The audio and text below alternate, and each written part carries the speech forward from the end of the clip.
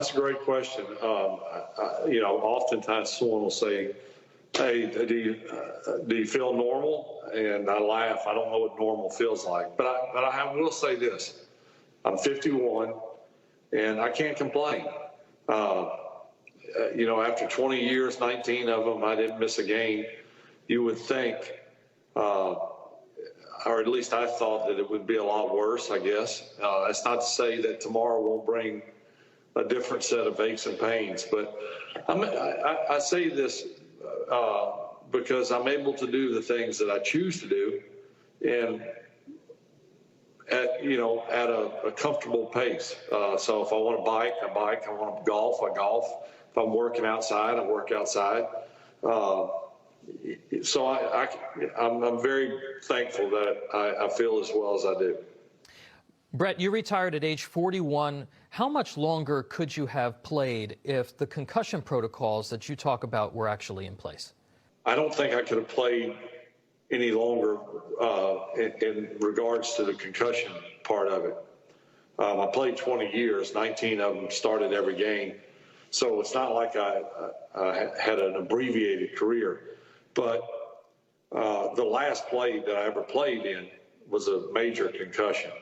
That in itself scared me because we were just starting to understand the seriousness of concussions. And there's never a good time to have a major concussion, certainly not 41 years old and at the end of your career. So that was sort of a wake-up call, even though I was on my way out anyway. Doctor, is enough being done to protect players, not just at the pro level, but all the way down to Pop Warner and Pee Wee football?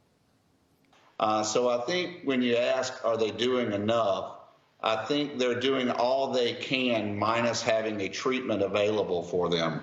There has been a lot of new diagnostics come on board over the last few years that are now getting to a place where they can quantify a concussion versus looking at it qualitatively, which obviously most concussions, if they're bad enough, are qualitatively diagnosed. The person's dizzy, you're about to faint and can't stand upright. Those are the obvious ones, but not all concussions reveal themselves that way. So now with the more quantifiable tests that'll be coming on board from a visual pathology standpoint and blood biomarkers that are coming on board, I think they'll have even a better chance of getting it right. But ultimately, helmets aren't going to stop concussions. And ultimately, 15% of folks that have concussions are going to have long-term issues, whether that's learning disability, developing attention deficit disorder, whether that's just chronic headaches. Doctor, you're looking at a new way to treat concussions. You're in phase 1 clinical trials with a new treatment for migraines. In layman's terms, how is this different? You got to have a drug that gets into the brain. The brain doesn't like to take stuff in, and it doesn't like to let things go. It's very specific. It's very particular. Obviously, it needs to be because brain cells don't just regenerate. It's a very difficult thing to do. So it tries to heavily protect itself by what it lets in and what it lets go of. So in this case, we're targeting specifically traumatized areas of the brain where there's inflammation and swelling as acutely as possible. We're talking about 10 minutes after a diagnosis on the field of play, you've got a nasal applicator. You're blowing that drug up into the brain. 92% of it is getting into the brain and metabolized, and it's stimulating the DNA inside those traumatized brain cells, and it activates the production of proteins. One is a protein that removes fluid or swelling from the brain. One is a protein that reduces inflammation, internal and external to those traumatized cells within the brain. And last but not least is one that reduces oxidative stress. Brett, this is a violent game, so there's only really so much that you can do. But do you think organizations from the NFL to youth football are doing enough to reduce the risk of concussions? A lot of good has been done, but we're trying to push this for after you have a concussion, because you're going to have one at some point, and we're trying to treat it. So I think in regards to treating, a lot has to be done from leagues, NFL, youth football. I know a lot of flag football is starting to kind of intermix itself with tackle. I think that's a good idea, even though I love tackle football.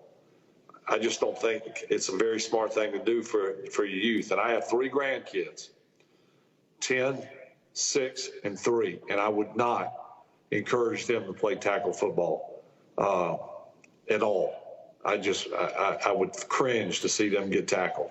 Brett, you played until you were 41. Tom Brady is now 43. He's playing in his 10th Super Bowl tomorrow. What do you attribute his longevity to? I think it's hard work, genetics, and how he plays the game.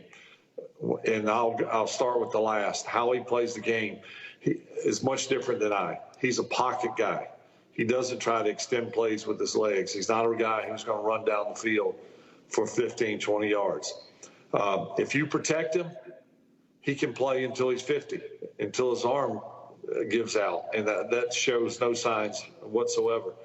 So I think genetics definitely plays a part in it. The fact that he plays a certain way and has been protected for the most part throughout his career, there's no question if those can continue, he can still play as long as he wants. Brett, you made headlines for something that a lot of people were thinking, that fans don't necessarily want to mix politics with their sports. How do you think the league and other sports are handling that line? Boy, you know, I'm probably the worst to ask that question. I played 20 years, played 4 years of college ball and 3 years of high school. And I call me old school, but I just love to play the game of football. I never knew a whole lot about politics. And still to this day, I'm not a political guru. Don't want to be. I know what I believe in, and I know what my family believes in, and I don't have to tell people that if I don't choose. You know, I think it's okay to use your voice, but there's ways to do it, I think, outside of the game itself. But you know, I'm all for change, but I'm also for the game itself, and that's what we're talking about. There's 2 different games: the game of life, the game of football, or the game of sports. And most fans, I don't think, want to see them intermingle. At least my guess is they don't.